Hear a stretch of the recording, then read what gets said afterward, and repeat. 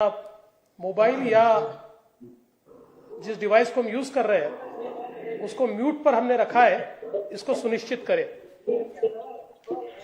हमारे बिहार प्रदेश के अध्यक्ष आदरणीय डॉक्टर संजय जायसवाल जी, हमारे राष्ट्रीय महामंत्री और बिहार के प्रभारी आदरणीय भूपेंद्र यादव जी, हमारे राष्ट्रीय संगठन मंत्री आदरणीय बीएल संतोष जी, आदरणीय सुधान सिंह जी, नागेंद्र जी, शिवनारायण जी, मंचासीन हमारे सभी मंत्रीगण, इस वर्चुअल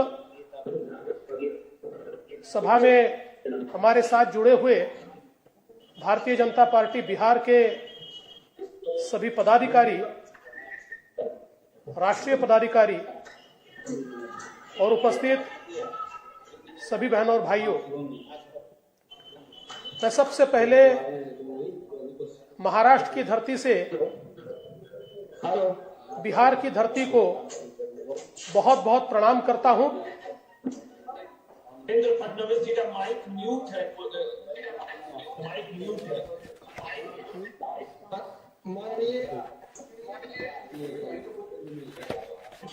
माननीय देवेंद्र फडणवीस जी से आग्रह कि अपना माइक को अनम्यूट करें।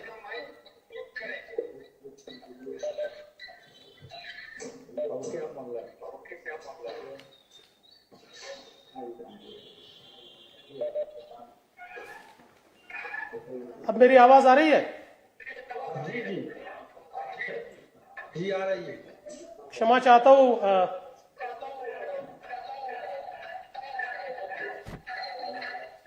आज के हमारी इस वर्चुअल कार्य समिति में मंच पर उपस्थित आप नहीं आ रहे हैं।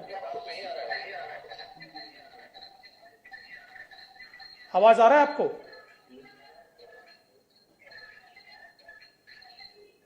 जी, मैं एक बार फिर चेक कर रहा हूं, मेरा आवाज आ रहा है?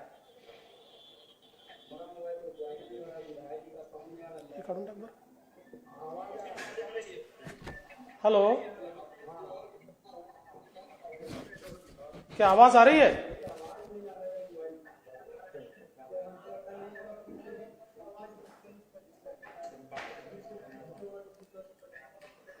क्या मेरी आवाज आप सुन पा रहे हैं भाई साहब?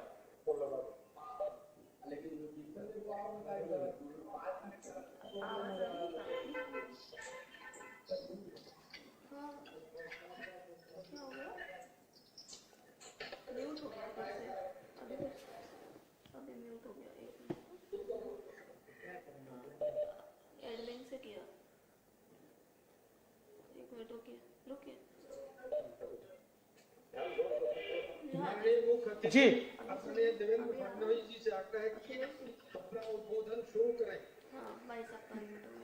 जी, मैं ये समझता हूं कि मेरी आवाज अब सब तक पहुंच रही है। आवाज आ रही है। जी, धन्यवाद, बहुत बहुत धन्यवाद।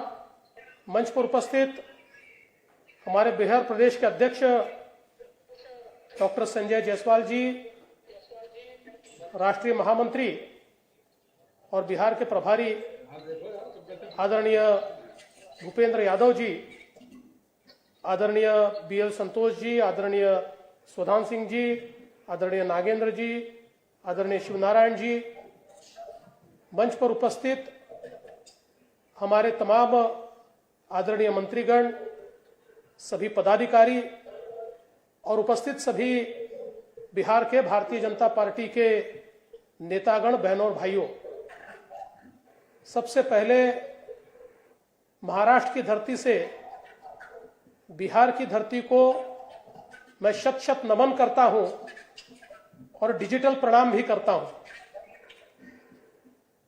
बिहार की धरती एक ऐतिहासिक धरती है। भारत की संस्कृति बिहार के बिना अधूरी है और जब हम भारत के विकास की पौराणिक गाथा दुनिया को सुनाते हैं तो उसमें सबसे बड़ा हिस्सा ये बिहार का होता है। मैं ऐसा मानता हूं कि ये हमारी सीता मैया की भूमि है, भगवान गौतम बुद्ध की भूमि है, ये भगवान महावीर की भूमि है, ये गुरु गोविंद सिंह जी की भूमि है, ये आर्य चाणक्य की भूमि है, ये सम्राट अशोक की भूमि है। और कई भारत की स्वतंत्रता में मर मिटने वाले क्रांतिकारियों की, स्वतंत्र संग्राम सेनानियों की, कवियों की, साहित्यकारों की ऐसी ये भूमि है। इस भूमि के सभी वासियों को आज गणेश पर्व शुरू हो रहा है, तो उस गणेश पर्व की भी महाराष्ट्र की ओर से मैं बहुत बहुत शुभकामनाएं देता हूं। जैसा कि अध्यक्ष जी कह रहे थे, पहली बार किसी पार्टी की कार्य समिति वर्चुअली हो रही है। कोरोना के संकट ने और कोरोना की चुनौती ने हम सब लोगों को कुछ नई बातें भी सिखाई, कुछ नवाचार भी हम लोगों ने अपनाया, और उसमें शायद बड़ी गति के साथ हम सब लोग डिजिटल बने हैं। और पहली बार शायद ये एक इस प्रकार का चुनाव बिहार का होने वाला है कि जिसमें डिजिटल प्रचार यही सबसे महत्वपूर्ण होगा। और परत मूड झालं ते देखिए, अब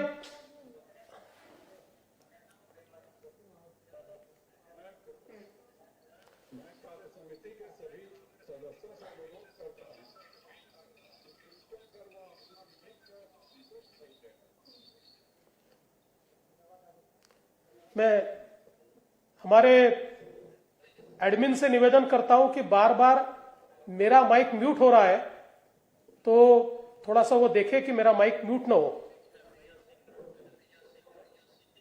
ये पहली बार बिहार का चुनाव एक ऐसा चुनाव होने वाला है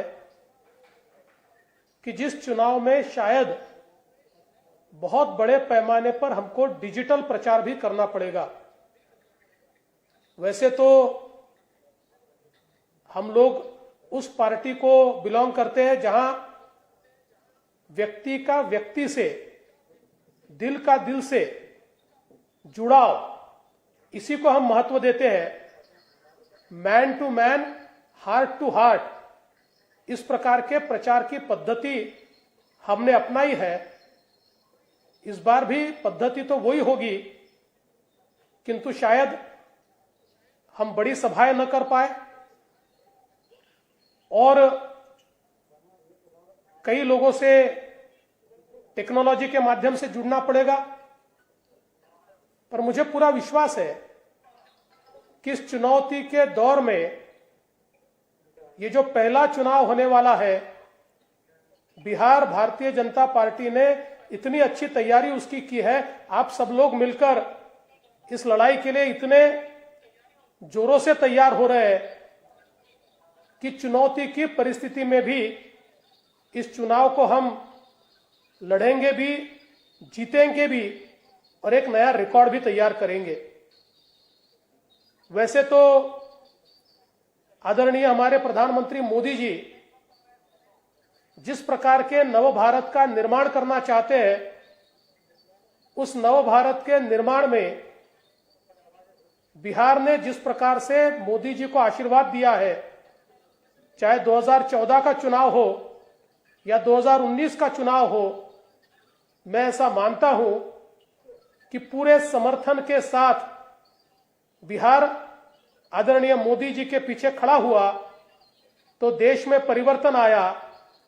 हम जो सपने देखते थे, कश्मीर से 370 हटे, हम जो सपने देखते थे सभी के लिए समान कानून बने, हम लोग जो सपने देखते थे कि प्रभु श्री राम जी का, रामलला का मंदिर बने, हम जो सपने देखते थे एक मजबूत भारत का निर्माण हो, हम जो सपना देखते थे गरीबी निर्मूलन का, ये सारे सपनों को पूरा करने का काम मोदी जी के नेतृत्व में शुरू हुआ और कई चीजों को उन्होंने अंजाम दिया। और इस सारों के पीछे जो ताकत मोदी जी के पीछे खड़ी हुई, उनमें से एक मजबूत ताकत ये बिहार की ताकत है। बिहार ने दोनों चुनाव में जिस प्रकार से मोदी जी का साथ दिया, इस कारण से नए भारत का निर्माण मोदी जी के माध्यम से शुरू हुआ है।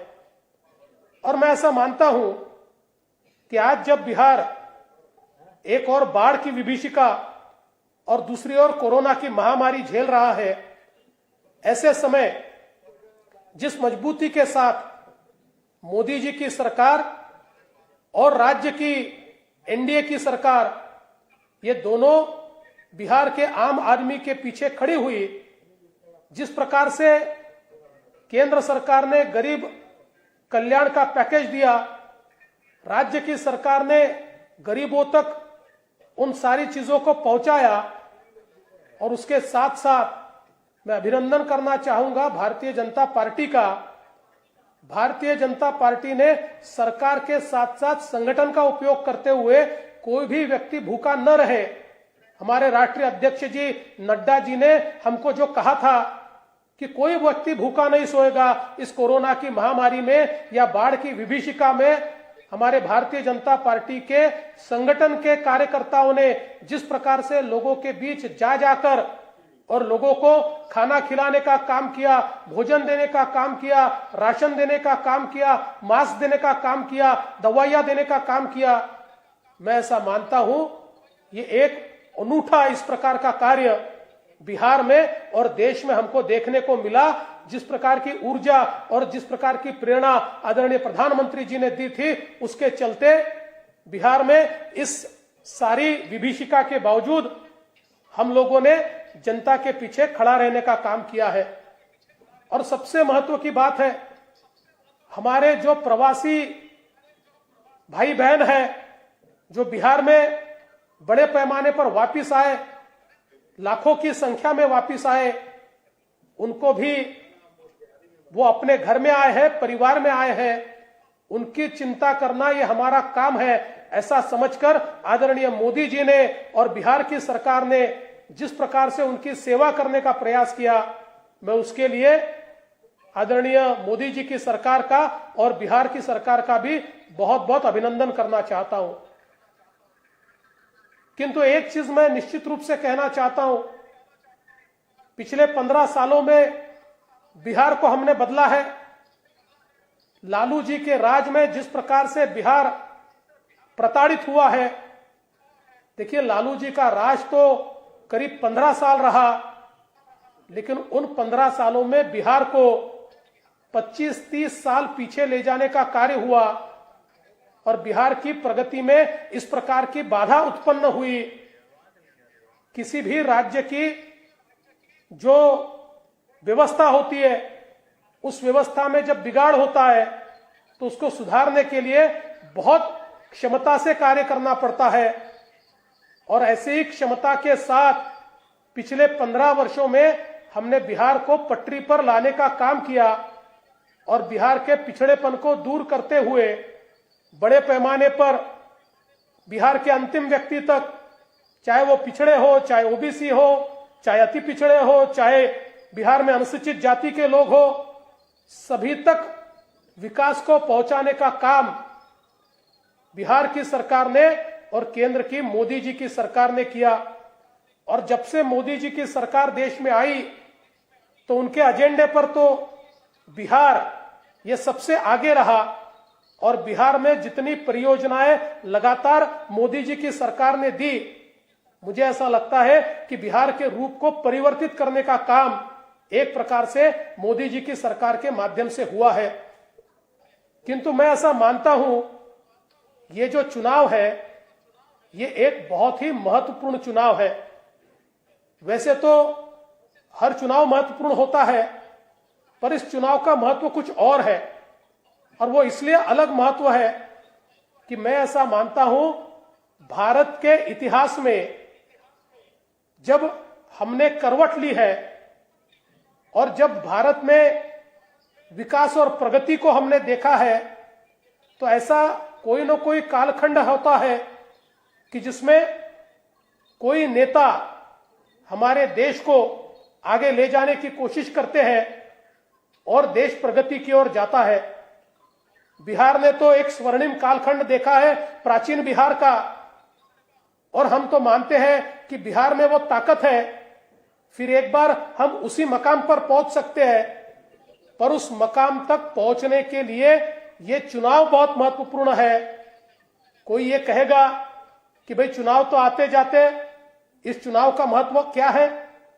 तो इसका महत्व इसलिए है, हम सभी जानते हैं भारत एक ऐसी अवस्था से आज गुजर रहा है कि इसमें अगर भारत की प्रगति हम कर पाए तो भारत को कोई रोक नहीं सकेगा, और इस कालखंड में अगर हम चूक गए तो भारत हमको माफ नहीं कर पाएगा।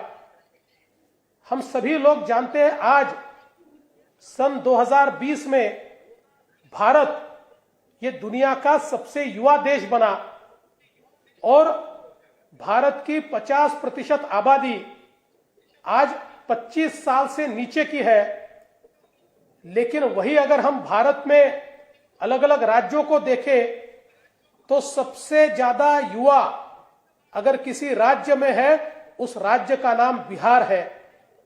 2020 में 58% बिहार के नागरिक ये 25 साल से नीचे है, ये युवा है। और आधुनिक भारत का निर्माण अगर कोई करेगा तो यही 25 साल के नीचे के युवा करेंगे। हमारे भारत की जो परिकल्पना हमने की है, हमारे बिहार की जो परिकल्पना हमने की है, उसको यथार्थ में लाने का काम अगर कोई करेगा तो यही हमारे 25 साल के नीचे की 58% आबादी करेगी। और देखिए, अगर दुनिया का इतिहास हम देखें तो दुनिया के इतिहास में जिस जिस देश को इस प्रकार का मकाम मिला है कि उसमें युवाओं की संख्या बड़ी है, जो लोग अपने बलबूते पर, अपने दम पर देश को आगे ले जा सकते हैं, ऐसे लोगों की, काम करने वालों की संख्या जहां जहां बड़ी है उस देश ने प्रगति की है। हमने देखा 20वीं शताब्दी के शुरुआत में यूरोप ने इसी प्रकार से विकास किया, उसके बाद जापान ने विकास किया, उसके बाद कोरिया ने विकास किया, उसके बाद पिछले 30 सालों में चीन ने विकास किया। अब बारी भारत की है। 2020 एक ऐसा मकाम भारत के और बिहार के इतिहास में है कि अगर इस जनसंख्या को मानव संसाधन में परिवर्तित करते हुए हम लोग आगे बढ़ने की कोशिश करेंगे तो यकीन मानिए अगले 15 सालों में भारत दुनिया का सिरमौर बन सकता है। अगले 10 सालों में भारत एक विकसित देश बन सकता है। और ऐसे समय हम भाग्यशाली है कि इस मकाम पर आदरणीय प्रधानमंत्री नरेंद्र मोदी जी जैसा नेतृत्व भारत को मिला है, जिसमें एक क्षमता है कि क्षमता के भरोसे भारत को वो आगे ले जा सकते हैं। और दोस्तों, ये जो हमारी जनसंख्या से मिला हमको एक एडवांटेज है, वो कोई जिंदगी भर नहीं प्राप्त होने वाला। 2020 से 2035 तक हमारे लिए स्वर्णिम काल हो सकता है। इस जनसंख्या के भरोसे हम आगे बढ़ सकते हैं। 2035 से फिर एक बार हम लोग थोड़े जनसंख्या के मामले में कम होते जाएंगे और 2050 तक हमारे लिए फिर भी एक महत्वपूर्ण काल होगा। तो ये मानिए कि भारत के आधुनिक इतिहास में सबसे महत्वपूर्ण साल कौन से है, तो 2020 से 2035 ये 15 वर्ष सबसे महत्वपूर्ण है। और इतने महत्वपूर्ण काल में मोदी जी जैसा नेता हमारे साथ है तो मैं मानता हूं भारत को और बिहार को प्रगति से कोई रोक नहीं सकता। और इसलिए मैं ये कहना चाहता हूं, बिहार का ये जो चुनाव है ये इसलिए महत्व का है कि भारत के 15 स्वर्णिम वर्ष या बिहार के 15 स्वर्णिम वर्ष, इन 15 वर्षों के पहले 5 वर्ष ये 2020 से शुरू हो रहे हैं। हमने पिछले 15 सालों में बिहार को पटरी पर लाया है, पर अब रेल दौड़ेगी। अब बिहार की प्रगति की रेल इतनी तेजी से भागेगी कि एक नया बिहार, एक युवाओं का बिहार, एक युवाओं को न्याय देने वाला बिहार हम लोग तैयार कर पाएंगे। और आदरणीय प्रधानमंत्री मोदी जी के नेतृत्व में बिहार की सरकार भी जब भारत की सरकार के साथ कदम मिलाकर चलेगी तो मैं ऐसा मानता हूं जिस गति से हम लोग ये सारी विकास की गंगा को आगे ले जाएंगे, बिहार का हर व्यक्ति, चाहे वो पिछड़ा हो, ओबीसी हो, अति पिछड़ा हो, अनुसूचित जाति का हो, जनजाति का हो, हर व्यक्ति के सपनों को पूरा करने का काम हम लोग इस 15 सालों में कर सकते हैं। और इसलिए मैं मानता हूं भारतीय जनता पार्टी के कार्यकर्ताओं के लिए, पदाधिकारियों के लिए ये चुनाव केवल एक जीत का चुनाव नहीं है, ये चुनाव बिहार के भाग्य का चुनाव है, ये बिहार में एक नया इतिहास लिखने का चुनाव है, ये बिहार को एक नई प्रगति की ओर ले जाने का चुनाव है, ये बिहार के लिए एक नया रास्ता ले जाने का चुनाव है। और इसलिए हम कोई भी घर पर नहीं बैठ सकते। मैं मानता हूं कोरोना की महामारी है, मैं मानता हूं बाढ़ की विभीषिका है, लेकिन भारतीय जनता पार्टी के कार्यकर्ताओं को कौन रोक पाया है? अरे हम तो वो लोग हैं कि जिन लोगों ने विपरीत से विपरीत परिस्थिति में भी संघर्ष किया है। और ये तो बिहार की धरती है, संपूर्ण क्रांति की धरती है। लोकतंत्र के ऊपर जिस समय स्वर्गीय इंदिरा जी ने आघात किया, उस समय इसी बिहार की भूमि से एक आवाज निकली, और जिस आवाज ने एक चिंगारी को एक पूरी आग का रूप दिया और पूरे देश के अंदर हमारे भारत की लोकतंत्र को बचाने की मुहिम शुरू हुई। मैं ऐसा मानता हूं आज भी चुनौतियां बहुत है, कोरोना जैसी चुनौती, बाढ़ जैसी चुनौती है, लेकिन इस चुनौती में भी बिहार भारतीय जनता पार्टी के कार्यकर्ताओं को जमीन पर उतरकर काम करना पड़ेगा। भले ही बड़ी सभाएं न हो, लेकिन हम व्यक्तिगत रूप से लोगों तक पहुंच सकते हैं, हम घर घर जा सकते हैं, हम घरों तक पहुंच सकते हैं। कोरोना का सोशल डिस्टेंसिंग, फिजिकल डिस्टेंसिंग मानकर उसकी सारी जो हमको चीजें उसमें करनी है वो सारी चीजें करके भी लोगों तक पहुंच सकते हैं। और सबसे बड़ी बात यह है, लोगों तक पहुंचकर हमने जो काम किया है उस काम को भी लोगों तक हमें पहुंचाना पड़ेगा। देखिए, कई बार ये होता है कि अगर लोगों को हम याद नहीं दिलाते हमने क्या किया है, तो लोगों की याददाश्त ये बड़ी कमजोर होती है, लोग भूल जाते हैं। मुझे आपको बताना है, हमारे आदरणीय प्रधानमंत्री मोदी जी ने हमारे पूर्व कप्तान महेंद्र सिंह धोनी जी को एक बहुत सुंदर चिट्ठी लिखी, और इस चिट्ठी में प्रधानमंत्री जी कहते हैं कि ये मायने नहीं करता आपने सफर कहां से शुरू किया, आप कहां तक का सफर तय करते हैं, ये ज्यादा महत्व रखता है। और मैं ऐसा मानता हूं, हमने सफर कहां से शुरू किया, किस प्रकार से हम यहां तक पहुंचे, ये मायने नहीं रखता, हम कौन सी मंजिल तक पहुंचना चाहते हैं ये मायने रखता है। और इसलिए इस सफर में तय की हुई एक एक मंजिल जनता तक, लोगों तक पहुंचानी पड़ेगी, उनको बताना पड़ेगा 15 साल की विभीषिका जो उन्होंने झेली है, किस प्रकार से देश का सबसे पिछड़ा राज्य बिहार बना, किस प्रकार से गुनाहों का राज बिहार में हमने देखा, किस प्रकार से केवल अपने परिवार को आगे बढ़ाने का और भ्रष्टाचार का एक मूल मंत्र लेकर केवल अपने घरों को भरने वाला बिहार हमने देखा, और किस प्रकार से पिछले 15 वर्षों में एक विकास की ओर ले जाने वाला बिहार हमने देखा, ये भी लोगों को याद दिलाना पड़ेगा।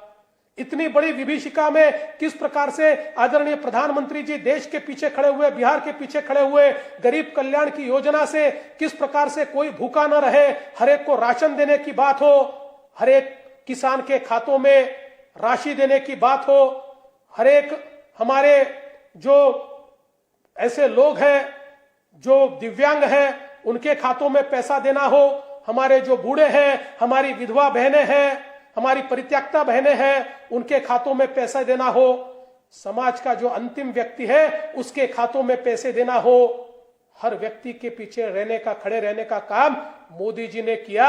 और ये जो गरीब कल्याण का पैकेज मोदी जी ने किया, मैं आपको कहना चाहता हूं, पूरे दुनिया में किसी भी विकसनशील राष्ट्र में किसी भी प्रधानमंत्री ने या उस राष्ट्र के नेता ने इतना बड़ा पैकेज गरीबों के लिए नहीं दिया। मैं तो ये कहना चाहता हूं कि गरीबों के असली मसीहा अगर कोई होंगे तो वो हमारे प्रधानमंत्री मोदी जी है, जिन्होंने ये चिंता की कि गरीब क्या करेगा, हमारा मजदूर क्या करेगा, हर मजदूर को हाथ को काम मिले, नरेगा के माध्यम से केवल उसकी रोजी नहीं बढ़ाई, केवल उसकी दिहाड़ी नहीं बढ़ाई, तो उसके साथ साथ उसको काम मिले। कोई ऐसा व्यक्ति न रहे कि जिसके हाथ को काम नहीं है। इसके लिए करोड़ों रुपए, 1 लाख करोड़ रुपए नरेगा के माध्यम से देने का काम आदरणीय प्रधानमंत्री जी ने किया। और 20 लाख करोड़ का पैकेज जो आदरणीय प्रधानमंत्री जी ने दिया है, यह पैकेज केवल पैकेज नहीं है, यह आधुनिक भारत के निर्माण की शुरुआत है। यह नव भारत की नींव है कि जिसके माध्यम से अभी अभी एक एक योजना की शुरुआत हो रही है। 1 लाख करोड़ रुपया कृषि की योजना के लिए जो दिए गए हैं, कृषि को मार्केट के साथ जोड़ना, एक देश एक मार्केट तैयार करने की कोशिश, और कृषकों के जो सारे उपज है उस उपज को एक अच्छा मूल्य मिले। एक और समर्थन मूल्यों को तो बढ़ाया, लेकिन समर्थन मूल्य से भी ज्यादा उनको पैसा मार्केट से मिले, इसके लिए एक बड़ी व्यवस्था का निर्माण, एक बड़े पूंजीगत ढांचे का निर्माण, एक बड़े इंफ्रास्ट्रक्चर का निर्माण करने की कोशिश इसके माध्यम से हुई है। और मैं ऐसा मानता हूं, हमारा जो छोटे से छोटा किसान है, उस किसान के भी आय दुगनी करने के लिए एक महत्वपूर्ण योजना, 1 लाख करोड़ रुपए का निवेश। कभी भारत ने सुना नहीं था कि कृषि के क्षेत्र में कोई प्रधानमंत्री केवल कृषि को मद्देनजर रखते हुए 1 लाख करोड़ का निवेश करे। उस 1 लाख करोड़ के निवेश से हमारे कृषकों के लिए एक बहुत ही महत्वपूर्ण योजना की शुरुआत हुई है। हमारे मछुआरों के लिए जो योजना शुरू हुई है कि जिसके माध्यम से बड़े पैमाने पर मछुआरों को भी उनकी आय में बढ़ोतरी करने का काम होगा। समाज के एक एक तबके का विचार किया है, लेकिन उसके साथ साथ सबसे महत्वपूर्ण हमारे छोटे और मझोले उद्योग जो भारत की नींव है। भारत में 38% रोजगार की निर्मित जो उद्योग करते हैं। देश में पहली बार भारत के प्रधानमंत्री जी ने बैंकों को कहा, इन उद्योगों को कर्जा दो, और उनसे कोई भी आपको गारंटी मांगने की जरूरत नहीं है, उनकी गारंटी भारत की सरकार लेती है। और भारत की सरकार ने 3 लाख करोड़ रुपए की गारंटी लेकर और हमारे उद्योगों को कर्जा दिया, और इस कोरोना की विभीषिका से बाहर आकर वो रोजगार की निर्मित कर पाए, इस प्रकार का प्रयास शुरू किया। इतना ही नहीं, पहली बार इस देश के अंदर भारत की सरकार ने ऐलान किया कि हम जो अच्छे उद्योग है, छोटे उद्योग, मंझोले उद्योग, एमएसएमई, इसमें जो अच्छा काम कर रहे हैं, ऐसे सारे लोगों के भागीदार बनेंगे। उसमें भारत सरकार इक्विटी लेगी, भारत सरकार पैसा देगी, भारत सरकार कर्जा नहीं तो इक्विटी के रूप में, भागीदार के रूप में पैसा देगी। अगर आप प्रॉफिट कमाएंगे तो उसमें से हमको आप पैसा दीजिए और उसके माध्यम से अपने उद्योगों को मजबूत कीजिए। ये करने का काम इस देश के अंदर आदरणीय मोदी जी ने किया है। आधुनिक भारत में रोजगार निर्मित का केंद्र भारत बनेगा। और सबसे महत्व की बात है, दुनिया समझ चुकी है चीन में जिस प्रकार से मैन्युफैक्चरिंग इस लॉकडाउन के दरमियान जिस प्रकार का चीन का व्यवहार रहा है, अब दुनिया की नजरें भारत की ओर है। एक बहुत बड़ी मैन्युफैक्चरिंग की इकोसिस्टम भारत में तैयार हो रही है। चाहे फिर हमारा कपड़ा हो, हमारे बुनकर हो, हमारे बड़े पैमाने पर काम करने वाले, अलग अलग व्यवसायों में काम करने वाले, कपड़ा बनाने वाले हमारे उद्योग हो, ये सभी के लिए एक नई दिशा आदरणीय मोदी जी ने दी है। और इसके साथ साथ वोकल फॉर लोकल का नारा, अब हम केवल एक्सपोर्ट पर, इंपोर्ट पर नहीं रहेंगे निर्भर। हम दुनिया से चीजें नहीं लेंगे, हम चीजें हमारे देश में बनाएंगे। भारत आत्मनिर्भर होगा, भारत अपने लिए भी बनाएगा और दुनिया को भी देगा। ये बताने का काम केवल मोदी जी ने नहीं किया, तो उसके साथ साथ उसकी एक कारगर परियोजना तैयार करके 20 लाख करोड़ रुपया, हमने तो कभी कल्पना नहीं की थी। लोग कहते थे कि जीडीपी के 5% देंगे, जीडीपी के 2% देंगे, जीडीपी के 4% देंगे, लेकिन 20 लाख करोड़ रुपया ये जब मोदी जी ने ऐलान किया तो दुनिया भी भौचक्की रह गई। और केवल ऐलान नहीं रहा, इससे पहले तो सरकारें ऐलान करती थी, पैसा कभी आता नहीं था, ये पैसा सीधा जाना शुरू हुआ। कल ही आदरणीय निर्मला जी ने ट्वीट करके हमको बताया कि छोटे उद्योगों को 1 लाख करोड़ रुपया सरकार की गारंटी से दिया जा चुका है और पैसा अभी और दिया जा रहा है।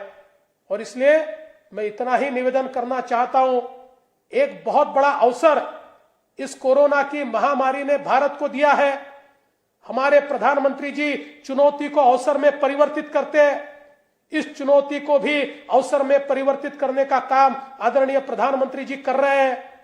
और ऐसे समय अगर बिहार पीछे रहेगा तो मुझे लगता है फिर कभी यह मौका हमको हाथ में नहीं आएगा। देखिए, इतिहास उनको माफ नहीं करता जो मौका छोड़ देते हैं, इतिहास में उनका कोई वजूद नहीं रहता जो चुनौतियों से भागते हैं। इतिहास केवल उनकी गवाही देता है जो लोग चुनौती के समय मैदान में उतरकर मुकाबला करते हैं, और चुनौती के समय मैदान में उतरकर मुकाबला करने वाले हमारे प्रधानमंत्री जी हैं। तो मैं मानता हूं कि इसमें हमारा बिहार भारतीय जनता पार्टी वो भी पीछे नहीं रहेगी।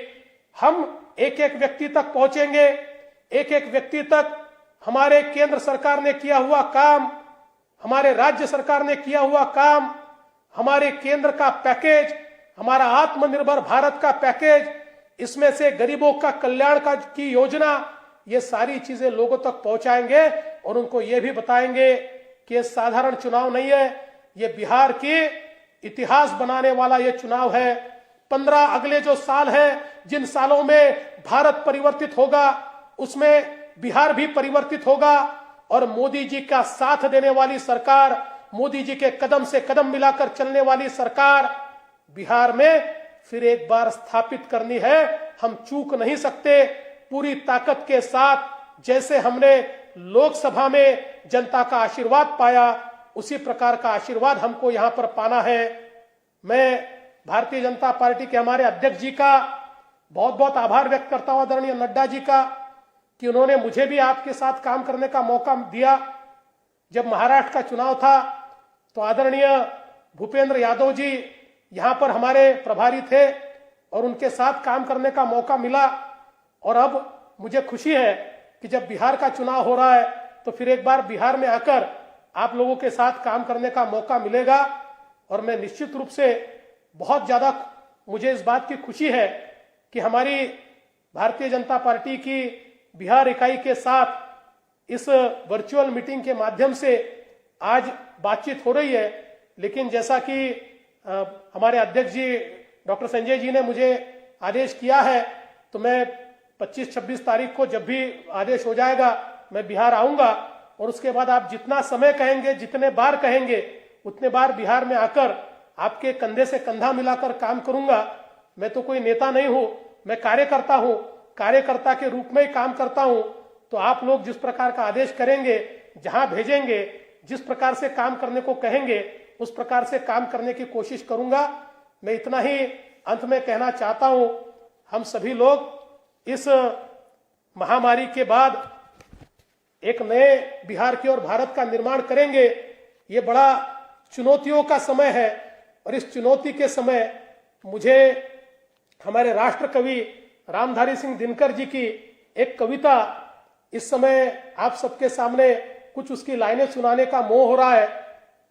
तो दिनकर जी कहते हैं, सच है विपत्ति जब आती है, सच है विपत्ति जब आती है, कायर को ही दहलाती है, सूरमा नहीं विचलित होते, क्षण एक नहीं धीरज खोते, विघ्नों को गले लगाते हैं, कांटों में राह बनाते हैं, मुंह से न कभी उफ कहते हैं, संकट का चरण न गहते हैं, जो आप पड़ता सब सहते हैं, उद्योग निरत नित रहते हैं, शूलों का मूल नसाते हैं, बड़ खुद विपत्ति पर छाते हैं, है कौन विघ्न ऐसा जग में, टिक सके आदमी के मग में, खम ठोक ठेलता है जब नर, पर्वत जाते पाव उखड़, मानो जब जोर लगाता है, पत्थर पानी बन जाता है।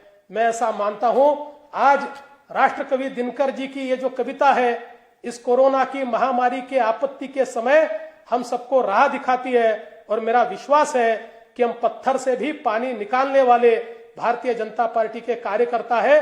निश्चित रूप से हम काम करेंगे, विजय हासिल करेंगे, और